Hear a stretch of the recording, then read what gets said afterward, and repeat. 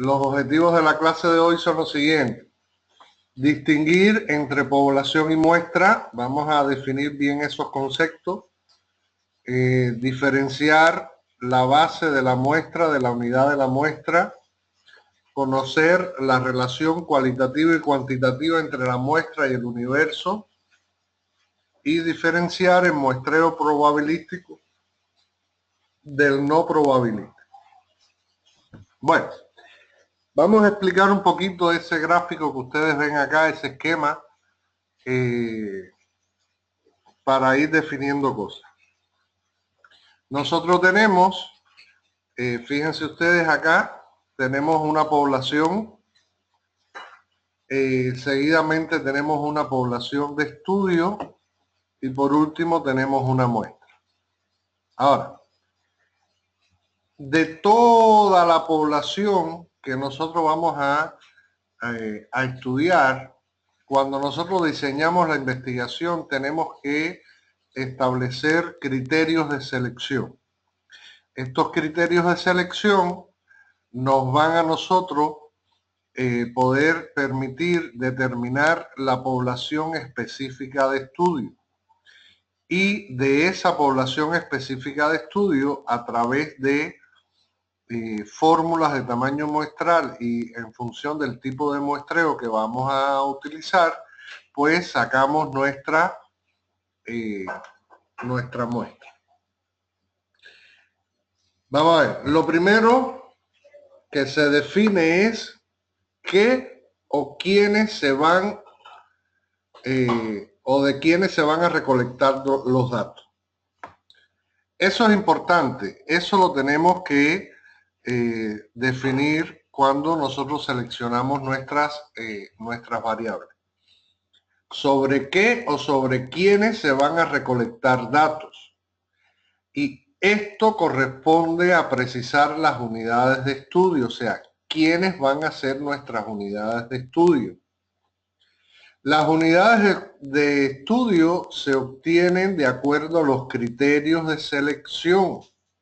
Esos criterios de selección también yo los tengo que definir cuando plantee mis variables. Estos criterios pueden ser personas, objetos, actividades, fenómenos, etc. O sea, están relacionados directamente con las variables que yo haya definido. Ahora, estos criterios de selección lo que nos van a permitir es conformar la población de estudio. ¿Qué quiere decir eso? La población la tenemos que delimitar. Esa población, esa delimitación que yo voy a hacer de la población del universo, es lo que me va a permitir a mí estimar o me va a permitir a mí la calidad de la investigación. Miren el gráfico. Yo tengo acá una población, fijo mis criterios de selección y de ahí saco la población de estudio. Y de esa población de estudio, a través de la fórmula que ya estudiamos, que ustedes ya deben haber estudiado en estadística y que hoy vamos a recordar un poco, se saca la muestra. Aquí hay un ejemplo de lo que estamos hablando. Por ejemplo, yo tengo acá, confirmar que existe una relación positiva entre el autoconcepto y el rendimiento académico de los estudiantes. Esto es la población. Ahora, la población de estudio, la investigación tendrá mayor calidad si se delimita a los estudiantes de psicología de la Gabriel, que según hay registro, son 1.500 estudiantes. O sea, fíjense, cuando nosotros hablamos de la relación que hay entre el autoconcepto y el rendimiento académico de los estudiantes, eso puede ser aplicable a toda la población estudiantil que tiene la Gabriel. Ahora, como yo me voy a centrar en mi investigación, en este caso, en este ejemplo, en los estudiantes de la carrera de psicología de la Gabriel, entonces tengo que delimitar esa población total. Ya la delimité, ya de los 40.000 estudiantes que tiene la Gabriel, la he delimitado en 1.500 estudiantes. Esa va a ser mi población de estudio.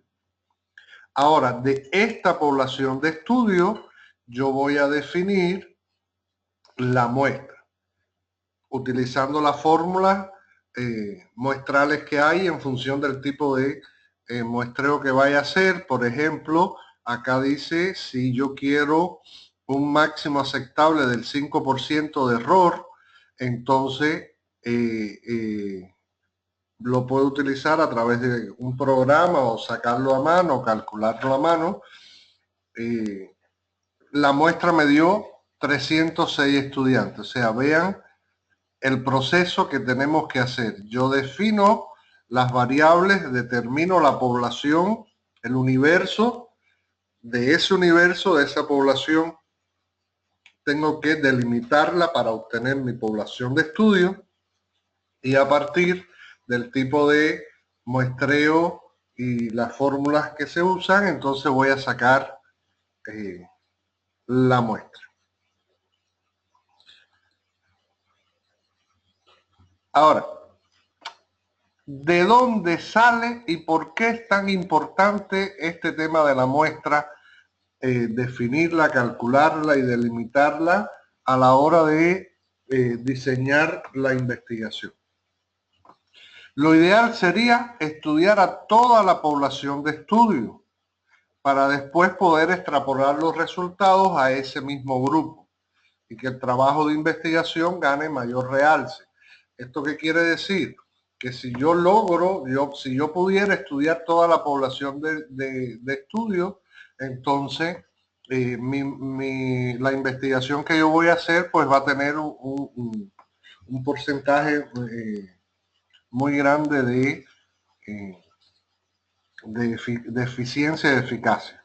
Ahora, todos sabemos que por un problema de tiempo, dinero y otras razones, no es factible poder estudiar toda la población de estudio. Por eso es que es importante obtener una buena muestra. Ahora, esta muestra de la población de estudio, no se nos puede olvidar que se tiene que obtener a partir de las fórmulas de tamaño muestral y del tipo de muestreo que yo voy a utilizar. Algo importante que tenemos que tener en cuenta a la hora de sacar la muestra es que todos los elementos de estudio que van a formar parte de mi muestra tienen que cumplir los criterios de selección, toditos. Si no, no voy a poder generalizar posteriormente. Hay algo acá que yo quiero que no se les vaya a olvidar, porque de acuerdo a mi experiencia, lo que he visto en las tesis es que solemos cometer un error y que es muy malo. ¿Qué es cuál es el error frecuente que se comete acá? Yo tengo mi población, saqué mi población de estudio, obtuve mi muestra y con los resultados del estudio que yo obtuve, pretendo generalizar todos esos resultados a la población, al universo. Y eso es un error. Eso no se puede hacer. Lo que yo voy a poder generalizar es sobre la población de estudio, pero no voy a poder generalizar sobre el universo. Entonces, ese error que se suele cometer muchísimo, por favor, ténganlo en cuenta a la hora que vayan a hacer conclusión. Este es otro ejemplo escrito de otra manera.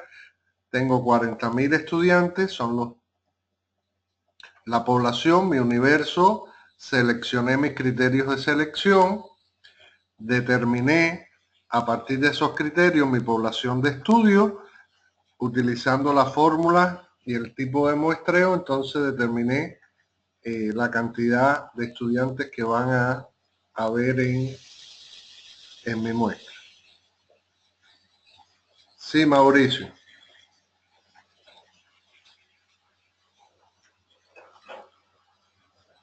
Sí, ahorita vamos a ver un ejemplo de cómo redactar eso. Yo les he traído varios artículos para que vean cómo se redacta.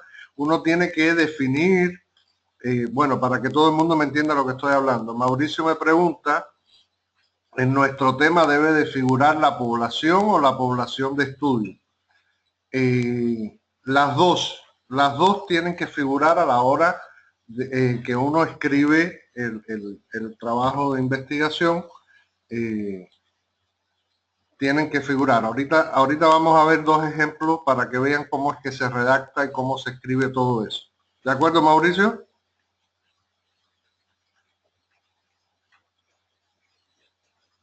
Ya. Bueno, vamos a ver qué cosas son los criterios de selección. Estos criterios son todas aquellas características que deben de poseer las unidades de observación para ser consideradas como parte de la población de estudio. O sea, si yo fijo una variable y yo tengo una variable y esa variable, acuérdense cuando se hace la operacionalización de las variables, ahí hay que categorizar esas variables, hay que definir toda una serie de parámetros que entre paréntesis me están debiendo esa tarea todavía. Cuando yo selecciono esos criterios salen de ahí, de la operacionalización de las variables. Estos criterios pueden ser de inclusión o de exclusión. Y como les estaba diciendo, están relacionados con las variables de estudio. Entonces, ojo que aquí viene lo que yo les decía cuando vimos el tema de la operacionalización de las variables. Es muy importante que hagamos esa tablita con los 13 puntos porque nos va a permitir sacar mucha información de esa tablita y la vamos a tener toda esa información ordenada en la tabla. Por eso es que me gusta mucho utilizar esa tabla para la operacionalización de las variables, porque estos criterios los voy a ir a buscar ahí a esa tabla. Ahora, los tipos de muestra pueden ser representativas y no representativas. Cuando hablamos de una muestra representativa, ¿a qué nos estamos refiriendo?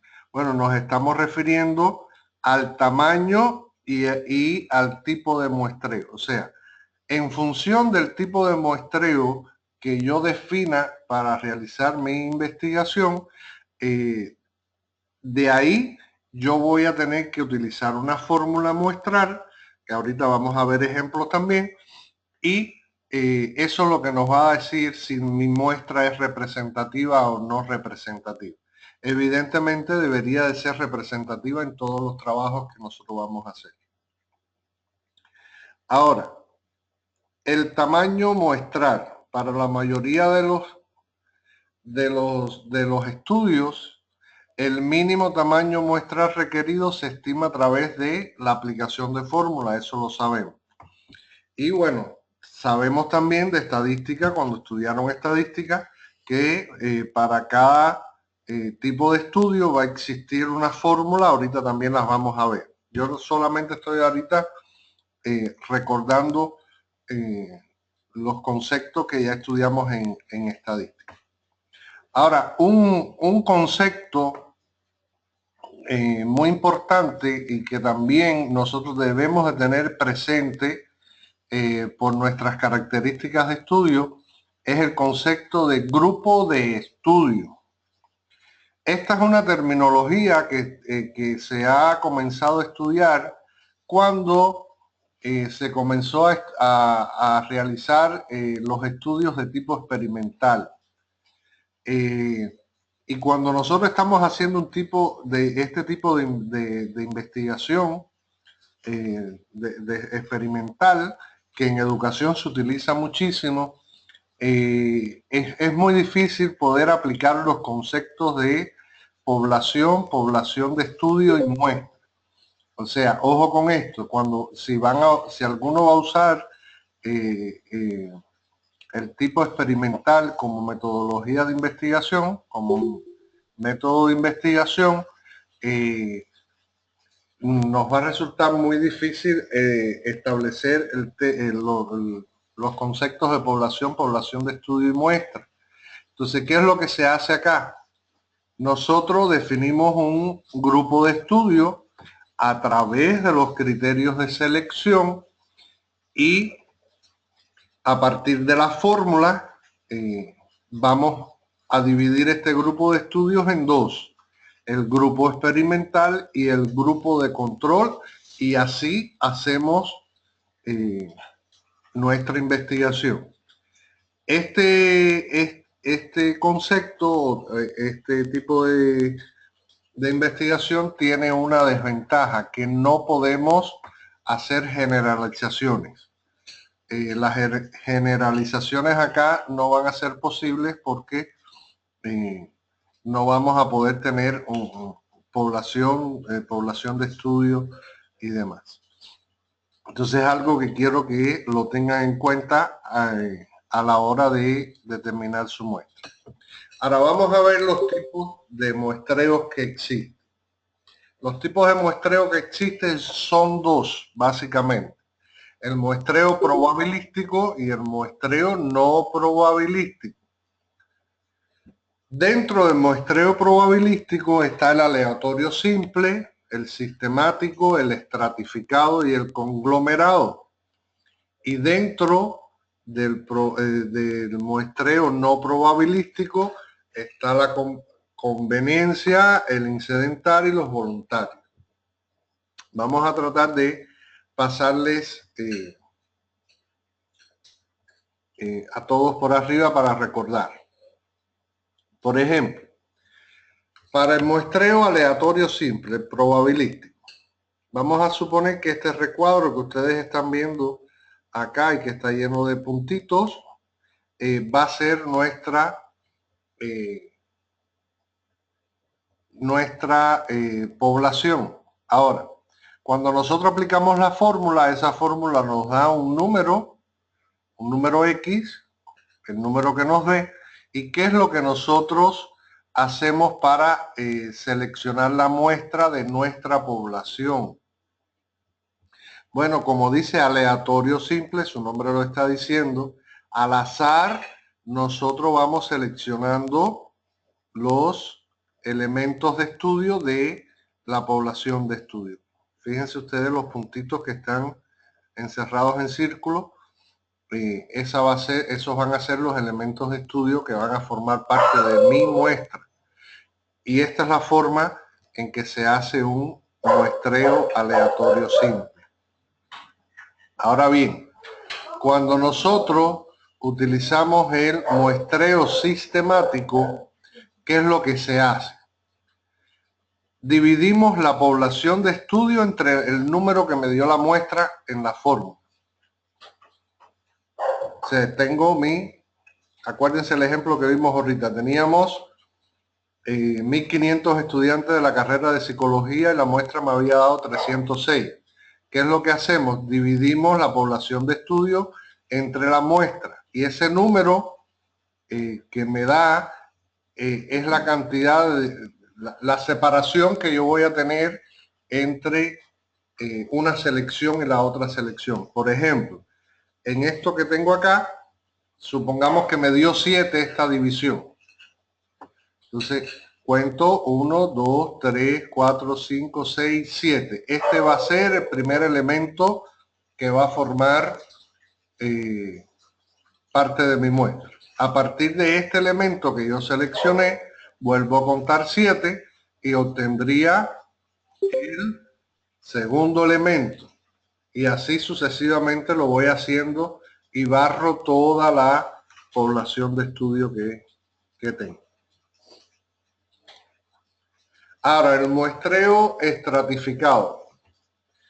¿Qué cosa es el muestreo estratificado? Yo le he puesto acá el concepto, para los que no se acuerden, pues lo recuerden.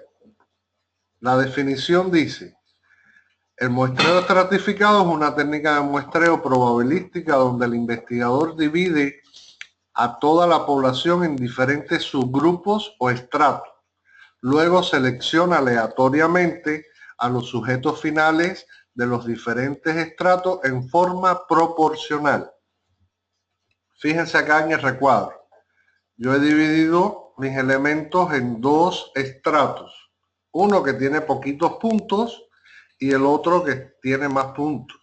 Entonces, yo debo de ser, la selección la debo de hacer de manera proporcional. Donde menos elementos tengo, pues selecciono menos, y donde más elementos tengo, pues selecciono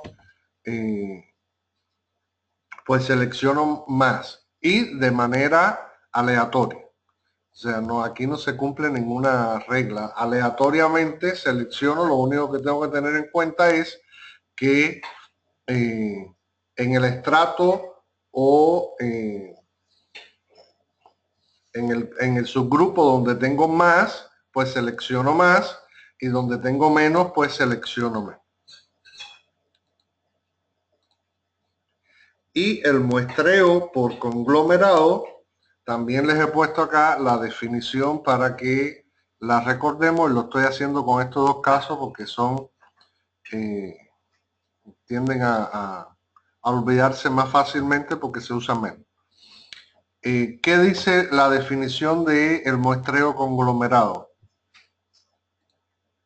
Es una técnica que aprovecha la existencia de grupos en la población que representan correctamente el total de la población en relación a las características que queremos medir. Dicho de otro modo, estos grupos tienen toda la variedad de la población. O sea, en cada uno de estos grupos van a existir todas las características, o sea, van a cumplir con todos los criterios de selección. Entonces yo lo que hago es, de cada grupo, pues hago selecciones y de ahí saco los elementos y la muestra que voy a utilizar. Ahora, Mauricio, mira, aquí hay un ejemplo de cómo debemos escribir todo esto a la hora de redactar el documento. Este es un artículo que tiene como nombre Concordancia entre estadios de calcificación dentaria y maduración esquelética en niños y adolescentes de una localidad peruana. Dentro del escrito, cuando ustedes vayan a hacer el documento, en la parte donde se debe de describir lo que es el material y los métodos, tenemos que escribirlo más o menos de esta forma. Se los voy a ir leyendo para ir bien. El estudio fue de tipo observacional descriptivo, transversal y de correlación. Fíjense cómo comienza el artículo diciendo cuál fue o de qué forma se realizó el estudio. Es un estudio de tipo observacional descriptivo, transversal y de correlación. Ahora, viene tu pregunta. La población de estudio estuvo constituida por 503 niños y adolescentes de 6 a 12 años de edad de la institución educativa Antenor Orrego Espinosa de Lima. Fíjense cómo aquí yo estoy diciendo quién es mi población de estudio y estoy diciendo la población o el universo. O sea, el universo, ¿quién es? Todos los estudiantes de esa institución educativa. Ahora, la población de estudio yo la saqué entre los niños de 9 a 16 años que formaron 503. Ahora, la muestra obtenida fue probabilística, de acuerdo a la fórmula de tamaño muestral para comparar dos proporciones. Ojo con esto. Si yo digo que la muestra fue probabilística, entonces tengo que decir también que utilicé fórmulas para determinar esa muestra. Porcentaje de coincidencia entre picos de máximo crecimiento puberal y los estudios de calcificación dentaria. Y estuvo conformada... Perdón. Sí. Perdón, profesor, que lo interrumpa. ¿Y si no tenemos el tamaño de la población? Si no tienes el tamaño de la población... ¿Cómo podríamos lograr esto? Ya, me esperas un ratito y lo vamos a ver Es que he venido trabajando con un tema. Ya. Vamos a verlo ahorita con otro ejemplo. Ahora, fíjense que la población de estudio estaba formada por 503 niños. Cuando ya hablé del tipo de muestra, entonces ahora voy a decir el tamaño que tiene mi muestra. Y estuvo conformada por 182 niños y adolescentes que cumplieron los criterios de selección. Se conformaron 7 grupos de 26 adolescentes, 13 varones y 13 mujeres por cada grupo etario, a los cuales se les tomaron 182 radiografías de manos y muñecas y 364 periapicales, todas registradas en el mismo momento. La selección de la muestra por cada grupo etario se realizó mediante un muestreo probabilístico simple. Fíjense en este artículo cómo está descrito todas las características. Desde de dónde, quién era mi población, quién fue mi población de estudio, cómo obtuve la muestra, qué tipo de estudio fue el que realicé, cómo obtuve, cómo seleccioné los elementos de estudio para formar parte de la muestra. O sea, creo que ha quedado bastante claro cómo se debe redactar esta parte. A ver, vamos a ver. A ver, Tania dice, cuando se habla de un estudio de caso, ¿cómo se deberá redactar?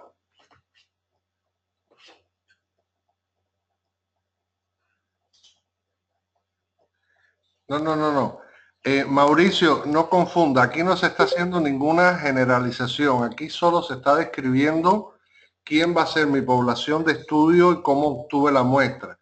Las generalizaciones se hacen cuando se hacen las conclusiones, cuando ya tú hiciste la investigación y cuando llegaste a conclusiones. Tú no puedes generalizar acá porque acá esto forma parte, jóvenes, del marco teórico de la introducción del trabajo.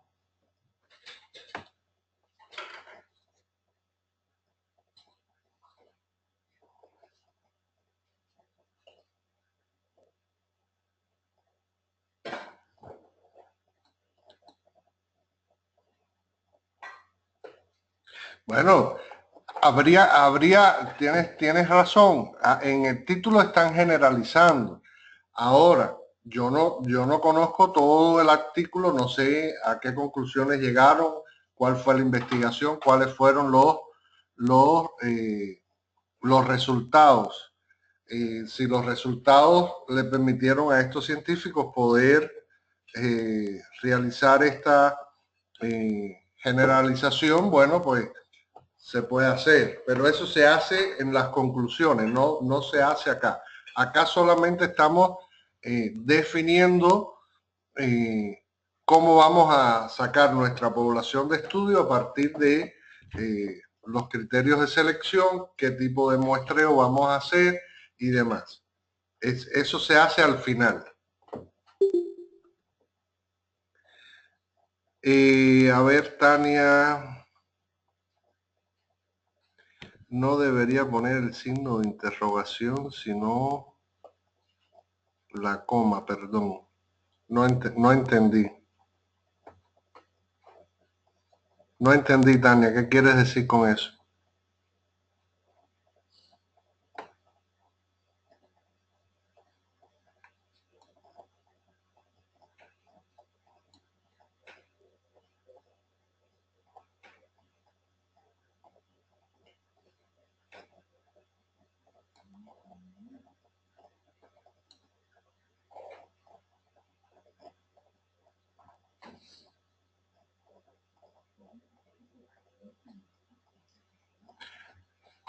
En un estudio de casos se redacta igual. O sea, tú tienes que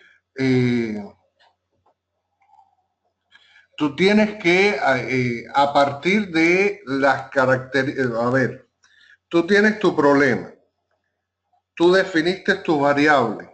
Entonces, a partir de la definición y la operacionalización de las variables, tú vas a determinar quién va a ser tu población. Si se puede, si vas a utilizar el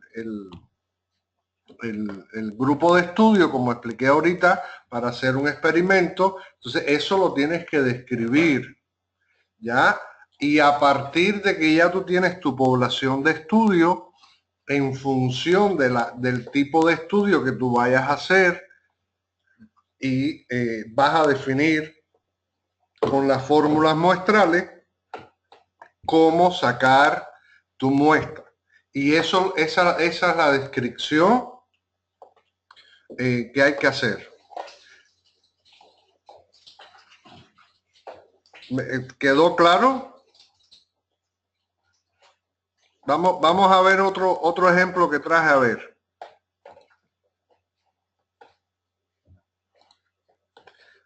Vamos a ver. Este ejemplo dice, prevalencia de la mordida cruzada posterior y hábitos de succión en niños brasileros en edades de 18 a 59 meses. Fíjense que todos estos artículos están publicados en revistas científicas y de ahí hemos sacado. Vamos a ver este artículo, cómo describen toda esta parte de la población de estudio, cómo describen la selección de muestras. Este estudio transversal fue llevado a cabo en la ciudad de Recife, Pernambuco, Brasil. Fue aprobado por el Comité de Ética de la Universidad de Pernambuco.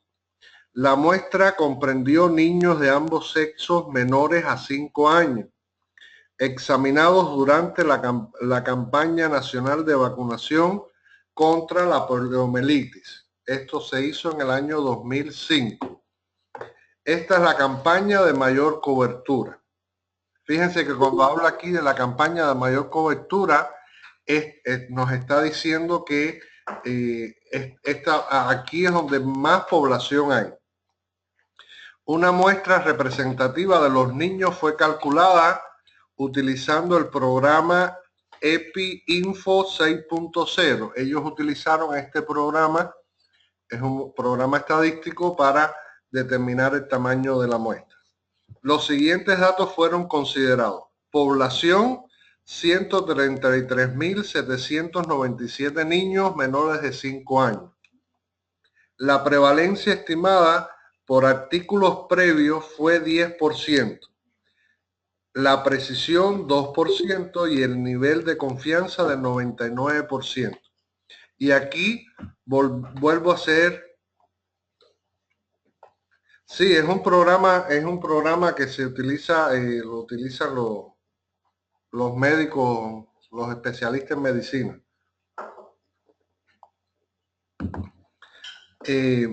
Acá vuelvo a recalcar el tema de la importancia de la revisión literaria. Fíjense cómo acá dicen Los siguientes datos fueron considerados población, no, aquí. La prevalencia estimada por artículos previos. Fíjense cómo se han basado en investigaciones previas que se han hecho sobre este tema. Y a partir de esas investigaciones ellos definieron ciertos parámetros. La muestra calculada fue de 1.477 niños. Sin embargo, en la campaña se obtuvo datos de 2.750 niños. O sea, ese software les dijo que la muestra debería de ser de 1.477, pero ellos lograron obtener datos de 2.750, o sea, sobrepasaron la muestra y eso está muy bien. La muestra es el número mínimo de elementos de estudio. Si nos pasamos, no hay problema. Fíjense cómo este otro artículo es totalmente distinto en su redacción al anterior. O sea, todo depende del tema que yo voy a investigar, del problema que yo voy a investigar, de las variables que yo haya definido.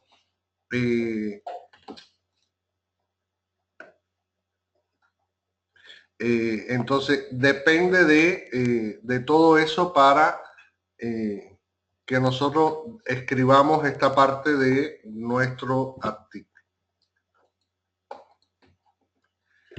Bueno, y ahora yo les quiero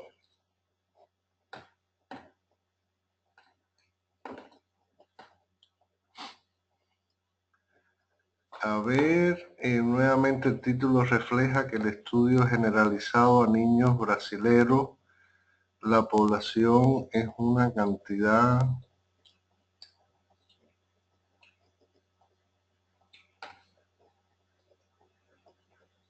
Sí, Mauricio, volvemos a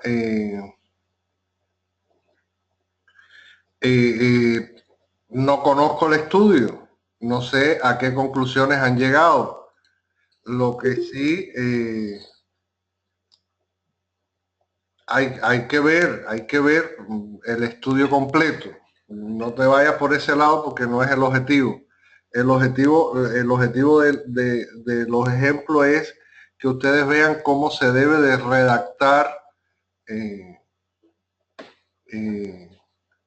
esta parte del marco teórico cuando se hable del marco muestral y el tipo de estudio que se realice. Para poder hablar del título que le han puesto, tendríamos que estudiarnos todo el artículo y no es el objetivo de la clase de hoy. Yo les he traído acá unos videos que quiero que veamos ahorita, porque vamos a hablar de las fórmulas. Yo lo voy a ir cortando. Tienen en la plataforma, este es un archivo en Excel. Es una de las tantas versiones que hay o de los tantos recursos, herramientas que hay para determinar la muestra.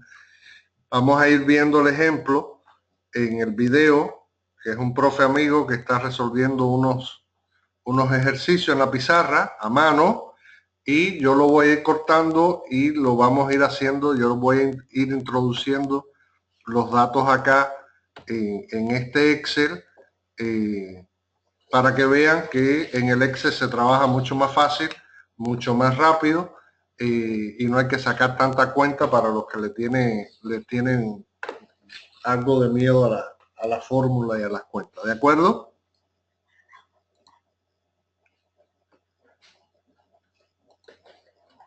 ¿Alguna otra pregunta hasta acá?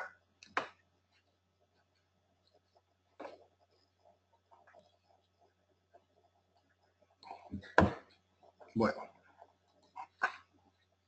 Sigamos, vamos a ver el video. Calcular el tamaño de una muestra. Quisiera decir como cosa previa de que en los trabajos de investigación, en los estudios de mercado, en control de calidad, etcétera, no se trabaja con la población completa. ¿Por qué razón?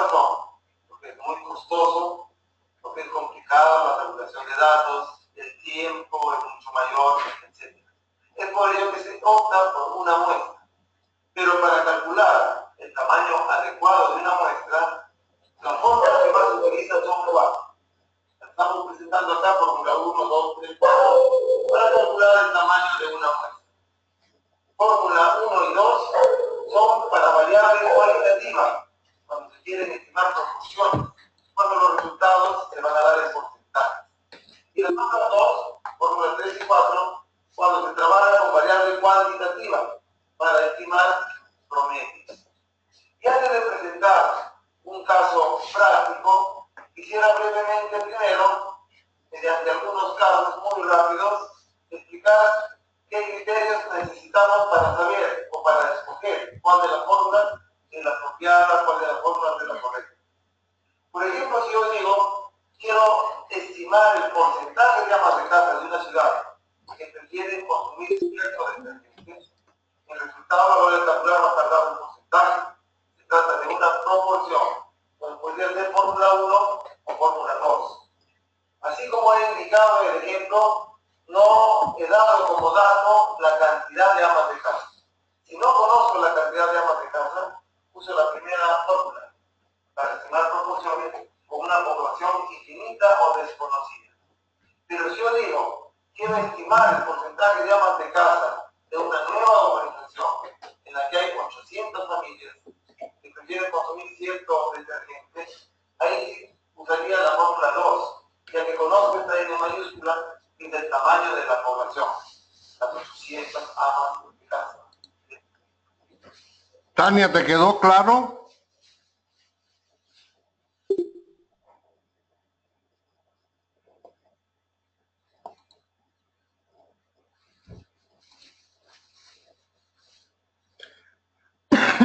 Perfecto, vamos a seguir viendo entonces.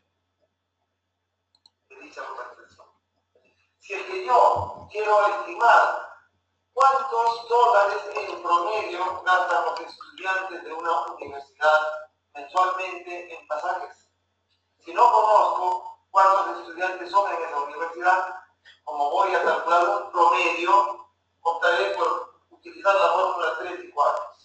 Si no conozco cuántos estudiantes son, utilizaría la fórmula 3, que es para estimar promedios con población desconocida. Pero si yo, por ejemplo, sé que son 3.000 alumnos en dicha universidad, usaré la fórmula 4 para estimar promedios, ¿no? Variable cuantitativa con población conocida.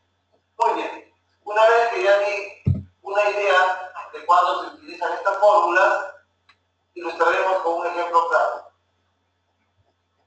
Se desea estimar la proporción de amas de casa de una ciudad que prefieren consumir el nuevo detergente blanquito con una confianza del 95% y un error del 5%.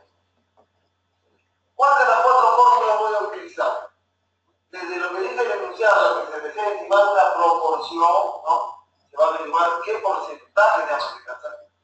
Serán las fórmulas 1 o 2. 3 o 4 quedarían descartadas porque son para promedio. Pero de la 1 y 2 tenemos que ver si es que se conoce o no la población. Si el problema dice sí, no se conoce el tamaño de la población y no hay encuestas previas. Como se va a estimar una proporción y no se conoce el tamaño de la población, no se conoce en mayúscula, debemos utilizar la fórmula 1. Veamos qué datos tenemos. No se conoce el tamaño de la población, entonces repito la fórmula 1, pero me pide que haga el cálculo con una confianza del 95%.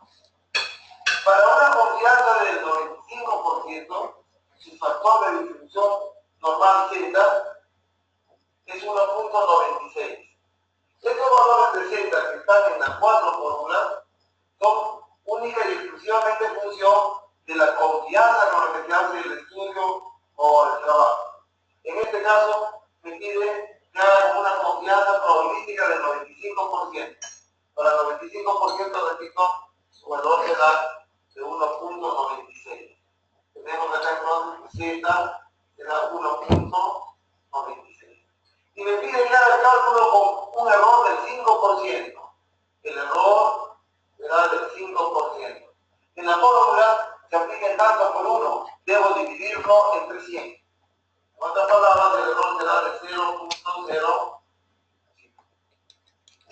Aplicando la fórmula, entonces tengo que n, que es igual a z al cuadrado por 3 por q sobre e al cuadrado, será igual a z 1.96 por, acá abajo el error, 0.05, acá será al cuadrado y acá también será al cuadrado.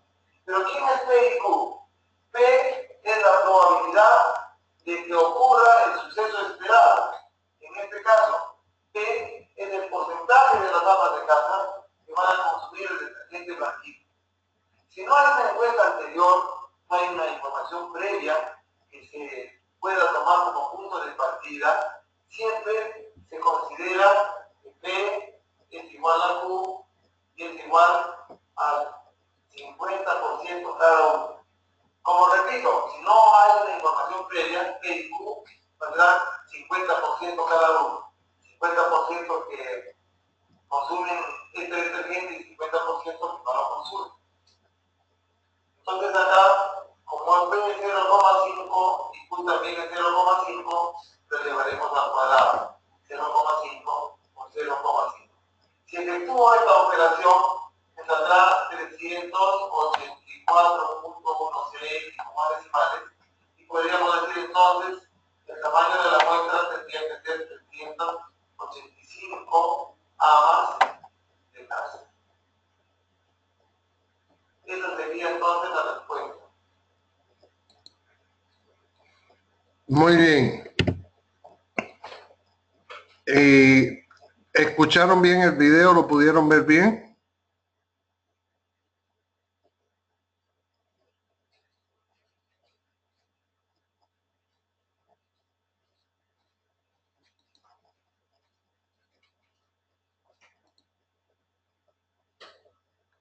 Se escuchó un poco entrecortado, profesor. De todas maneras lo tenemos disponible en la plataforma, ¿no?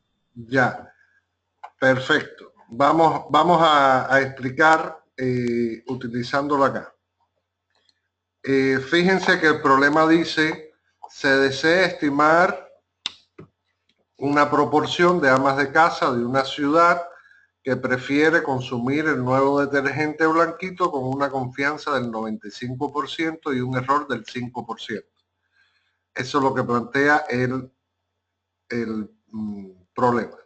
Ahora acá en la planilla Excel, fíjense acá abajo en la primera pestaña donde estamos, dice estimar una proporción, estimar una media, contrastar una hipótesis de proporción y contrastar una hipótesis de una investigación que tiene probabilística.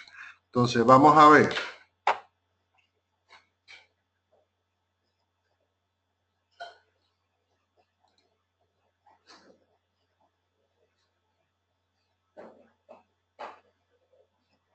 Ya, Tania, no hay problema con eso. Vamos a ir introduciendo los datos. Como el problema no nos dice el tamaño de la población, es desconocido, pues lo eliminamos. El nivel de confianza que me están dando es del 95%. Ahora, la precisión que me están dando es del 5%, el error es del 5%. Y acá la proporción, fíjense que aquí tenemos que ver el valor de P. ¿Qué cosa era P? Como dice el profesor, es la probabilidad de que ocurra el suceso esperado.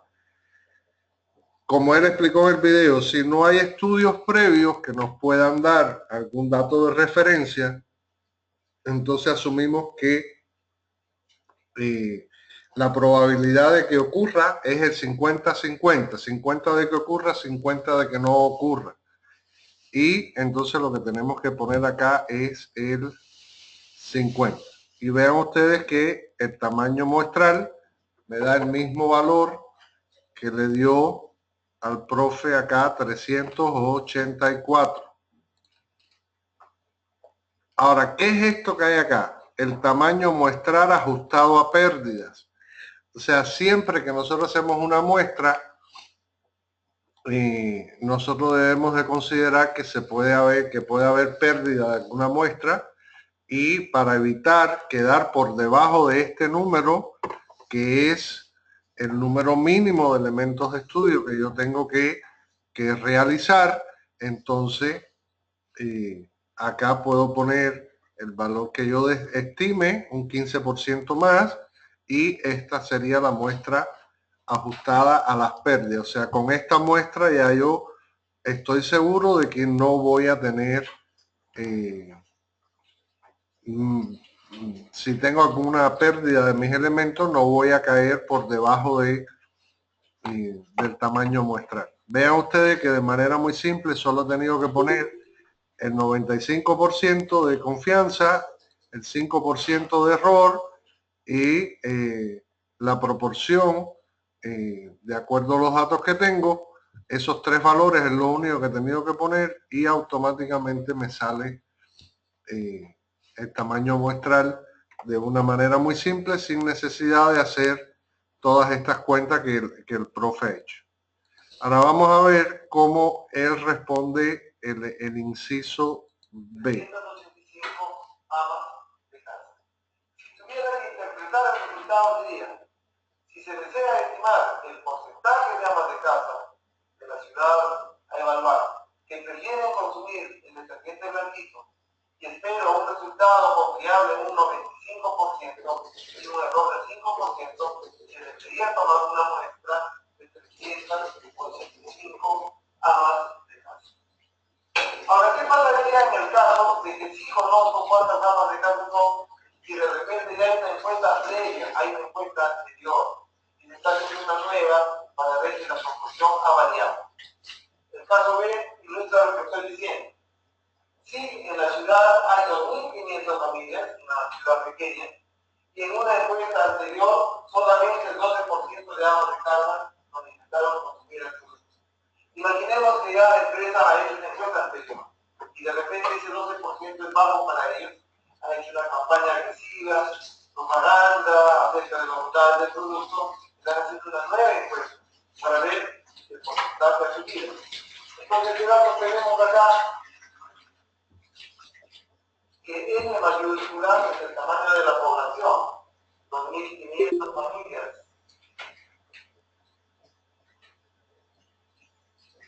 La confianza seguirá siendo el 95%, no me dice que la cambie, es decir, que Z se da 1,96.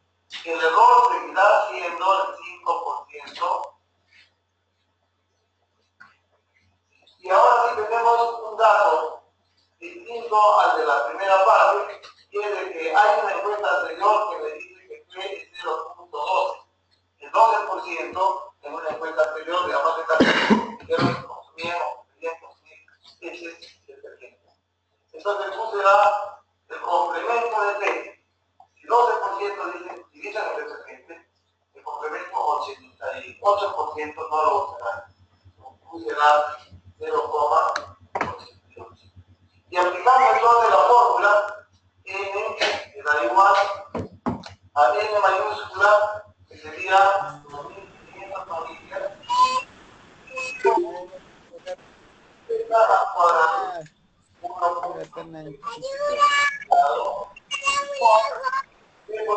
Espérate, ya iré a cogerte. Y todo esto sobre 2.500 y N menos 1 y a 2.499 por el error al cuadrado, que es 0,05 más 1.96 al cuadrado por 0.12 por 0.88. Y respondo entonces estos cálculos, saldrá que N es igual a 153 amas de casa.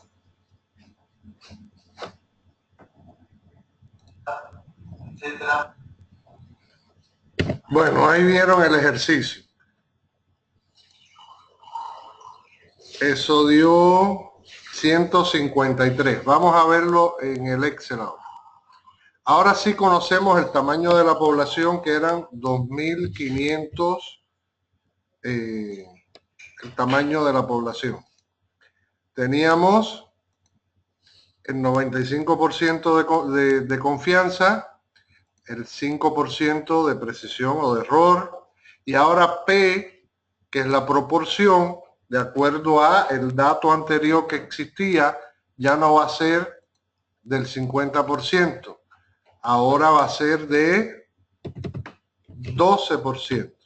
Cuando le damos clic, fíjense, 152 nos ha dado el mismo valor que le ha dado el profe, era redondeado ahí.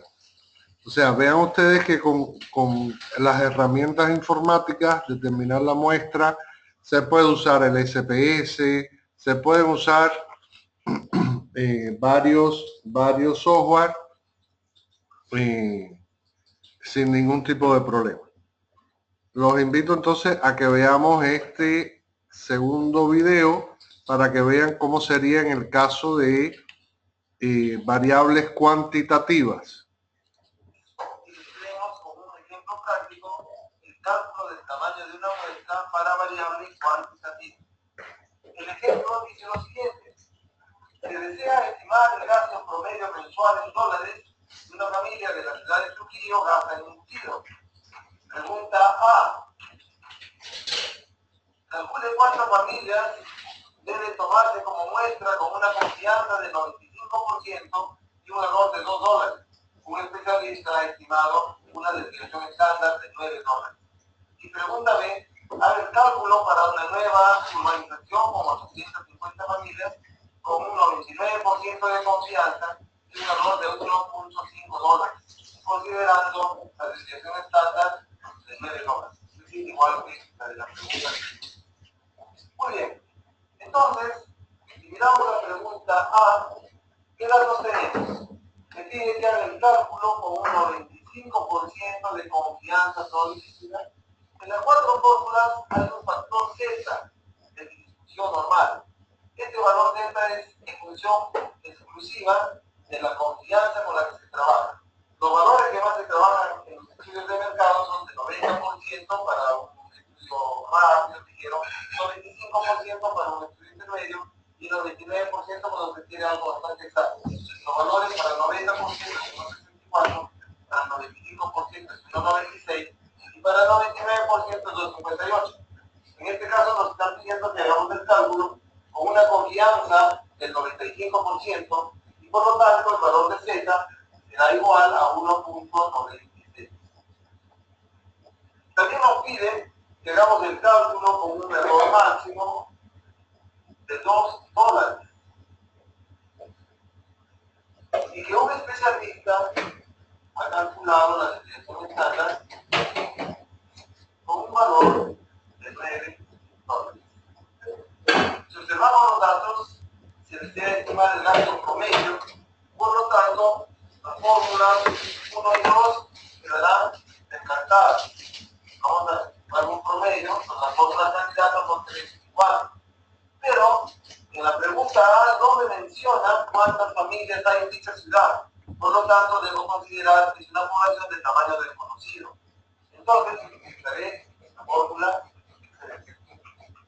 Si reemplazamos nosotros nuestros datos, tendremos que n es igual al factor z al cuadrado 1.96 al cuadrado por la desviación estándar al cuadrado, es decir, la varianza, $9 al cuadrado, todo entre el error al cuadrado, es decir, 2 al cuadrado. Si efectuamos estas operaciones, vamos a obtener como resultado 77,79, que redondeando será 78 familias. Recalquemos que siempre el redondeo es a favor del estudio de mercado. Siempre se aumenta hacia la unidad inmediata superior. En este caso, 78 familias. Si quisiera interpretar este resultado, podríamos hacerlo de la siguiente manera.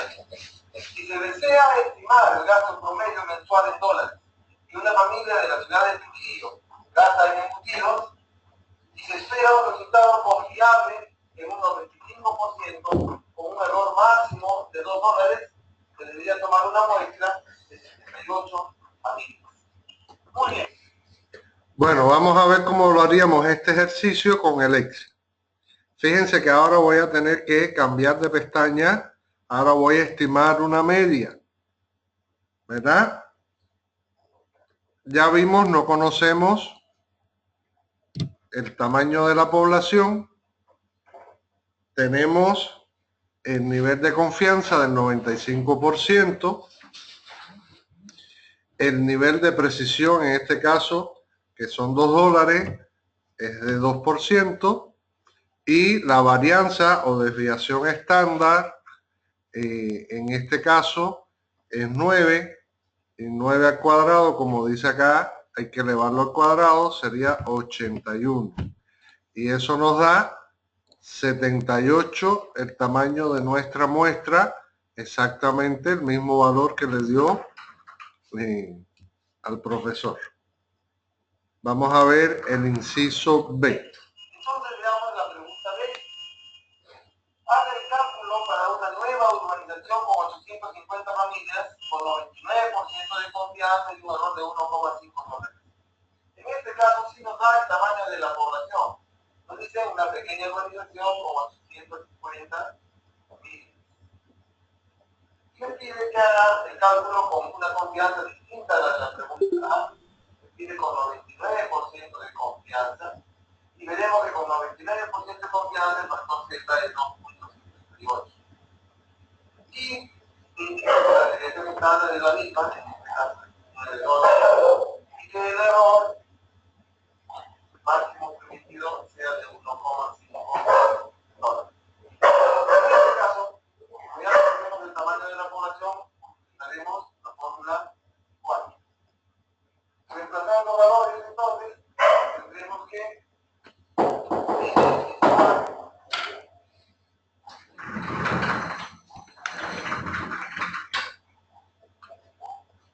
N mayúscula, el tamaño de la población, 850, por Z al cuadrado, el factor Z es 2.28 para 99% de confianza al cuadrado, por la desviación al cuadrado, es decir, la varianza.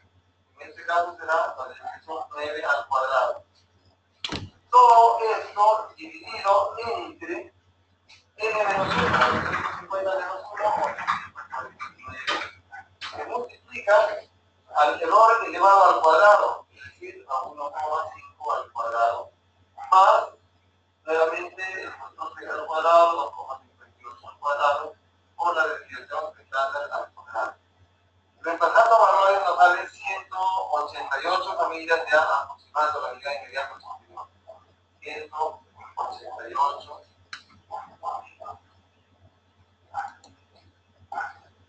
Bueno, vamos a ver entonces este otro ejemplo.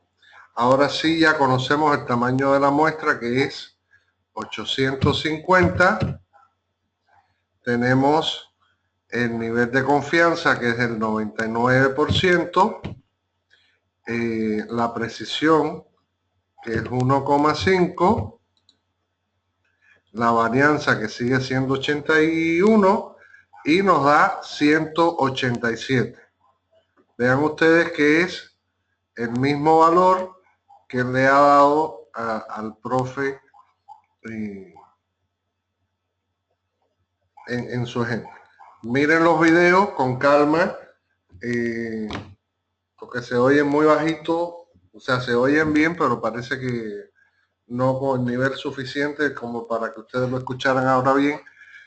Mírenlo. Hay 2 videos más que quiero que vean de tarea.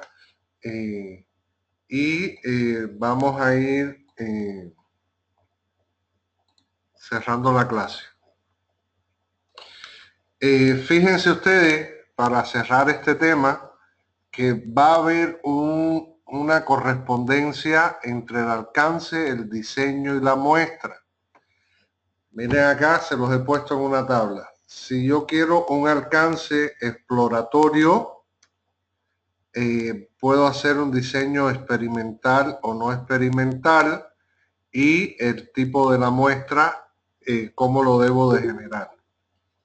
Si el alcance va a ser descriptivo, correlacional o explicativo, si el diseño va a ser experimental, la mayoría de las veces las muestras, la validez de la investigación experimental se consolida con la repetición. Si no es experimental, deben emplear muestras probabilísticas si quieren que sus resultados sean generalizados a una población.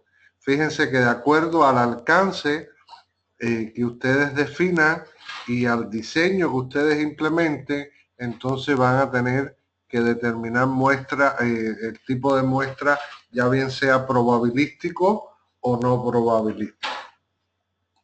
¿Está claro hasta ahí?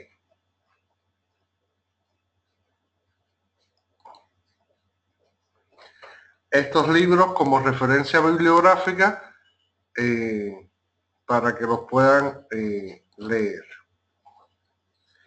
Y lo último que quiero ver el día de hoy es lo siguiente. Ustedes tienen en la plataforma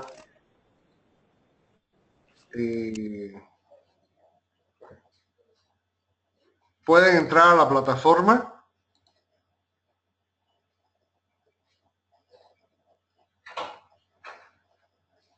¿Tienen la computadora o algo para entrar a la plataforma?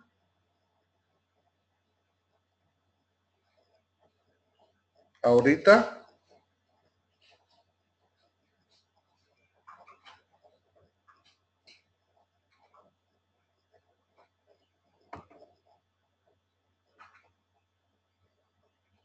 Perfecto. Todos los que puedan entrar,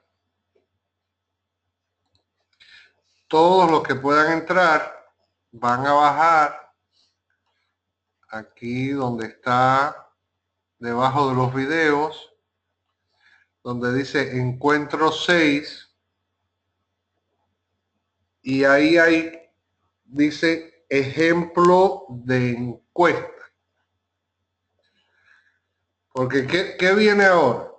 Después que ya sabemos la muestra, tenemos que diseñar los instrumentos para recolectar la información.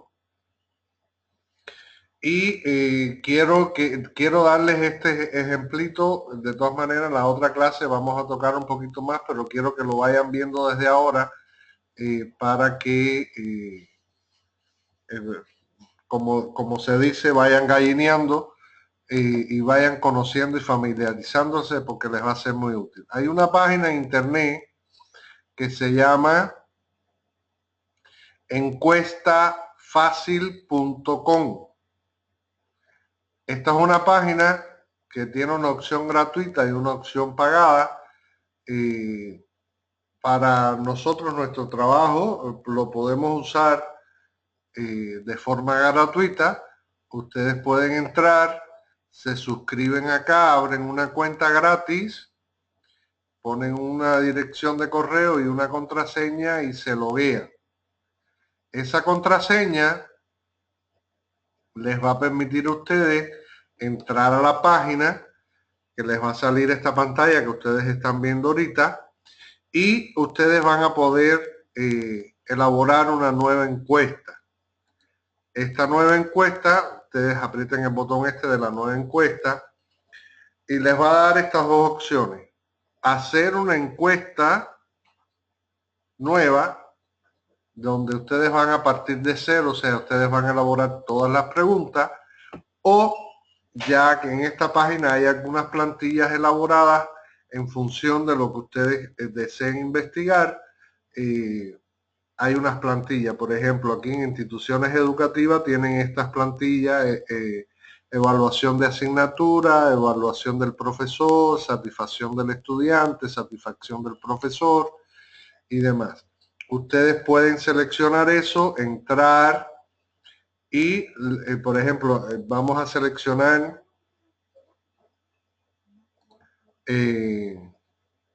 la satisfacción al cliente.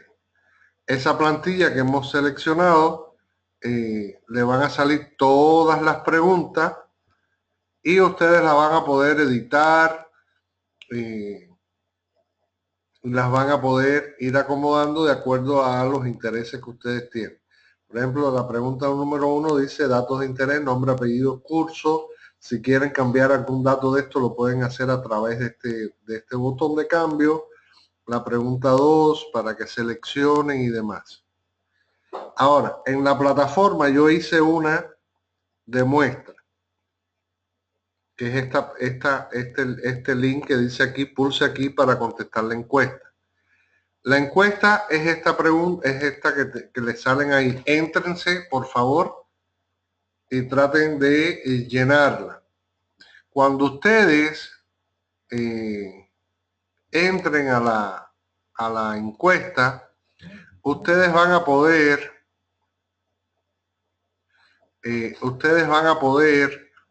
en esta misma página, por ejemplo, en esta que yo les hice de prueba a unos estudiantes, les va saliendo aquí entregado, o sea, las personas que están accediendo a la encuesta.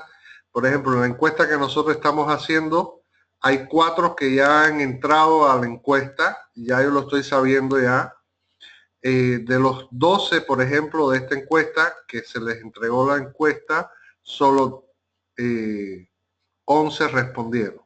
Si yo quiero ver los resultados, vengo acá a este botón que hay acá y puedo ver los resultados. Los resultados me van a salir ya hasta con gráficos estadísticos. Entonces, creo que es una opción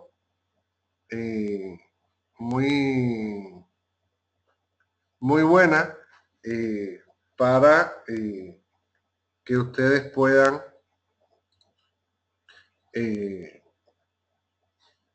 ver los resultados. Fíjense ustedes, esta es la pregunta 1, los resultados que me dieron. Si lo quiero aquí, el gráfico Excel con torta, me va a exportar un Excel y voy a tener los resultados ya tabulados con barra, con torta. Y vean ustedes, me va a dar también el análisis técnico y las conclusiones más destacadas que yo puedo obtener, y eso lo puedo hacer pregunta por pregunta. Entonces quiero que vayan conociendo esa página. Existen otro montón, porque ya van a tener que ir pensando en la definición de sus instrumentos que van a utilizar para su investigación. Y ya lo último que quería hablar con ustedes en la noche de hoy, yo les habilité en el encuentro 2 para que me pusieran la tarea número 2 del planteamiento del problema, y solamente hay 3 personas que me han puesto el planteamiento del problema con las correcciones que yo les hice. Les hago recuerdo que todo parte de ahí. Si el planteamiento del problema no está bien hecho, las variables van a estar más delimitadas, más operacionalizadas, y por ahí para allá todo lo que vayamos a hacer va a tener problemas. Les pido por favor, ya nos queda solamente una clase, entonces vayamos definiendo todo este asunto para poder ir concluyendo el módulo con un producto que les sea útil a ustedes.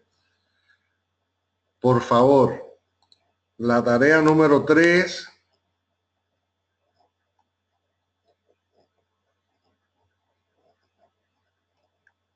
En la tarea número 3,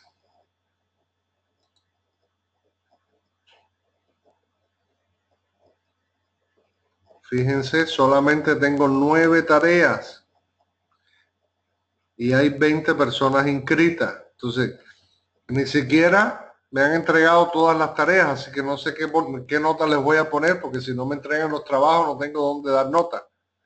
Entonces, por favor,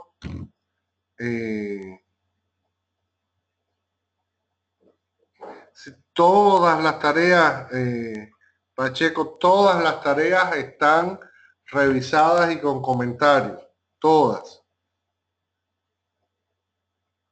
Entonces estoy esperando que me manden las tareas porque ya ahorita se acaba el módulo y no tengo ni donde poner notas, ¿no?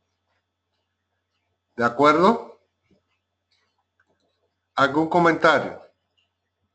Profesor, disculpe, Sí. yo traté de mandar la tarea número 1 y no dice que ya está pasado, vencido el tiempo. ¿Cómo puedo hacer eso? A ver, vamos a ver.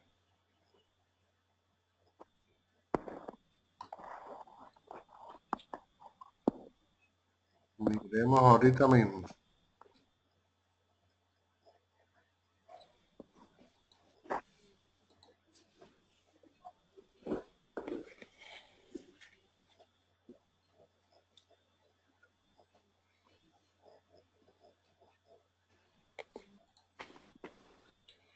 A ver, hoy estamos a 22. Vamos a ampliarlo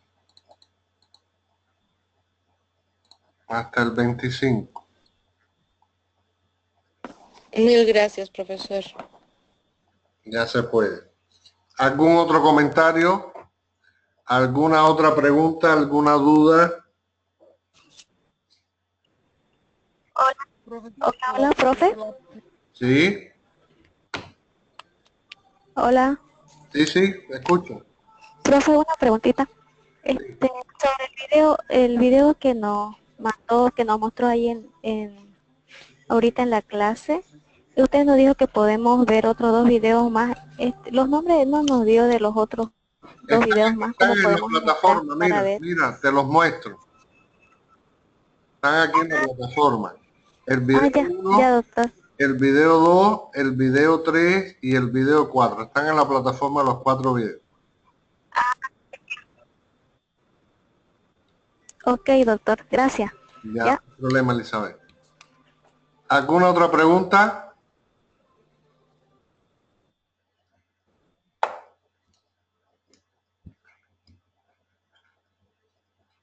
Bueno, jóvenes, si ya no tienen más consultas, vamos a dar por terminada la clase del día de hoy. Nos vemos entonces la semana que viene en la última clase del módulo y vamos a ahí hablar sobre cómo debemos elaborar nuestro documento de perfil de tesis para que sea presentado al tribunal para que lo aprueben o lo desaprueben. Espero que no desaprueben ninguno. ¿De acuerdo?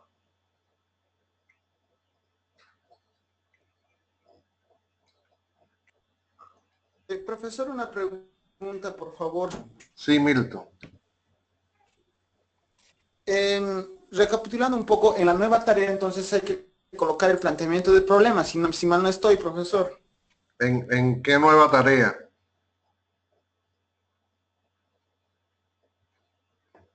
En la clase de hoy, la tarea de hoy es que determinen la muestra, la población y la muestra, la población de estudio y la muestra del trabajo que ustedes van a hacer. La tarea esa que me estás diciendo es la tarea del encuentro número 2 de la segunda clase. Y aquí le puse nueva tarea. Exacto, profesor. Para que pongan el documento con las correcciones que ya le hice a los que presentaron en la tarea, en la primera tarea.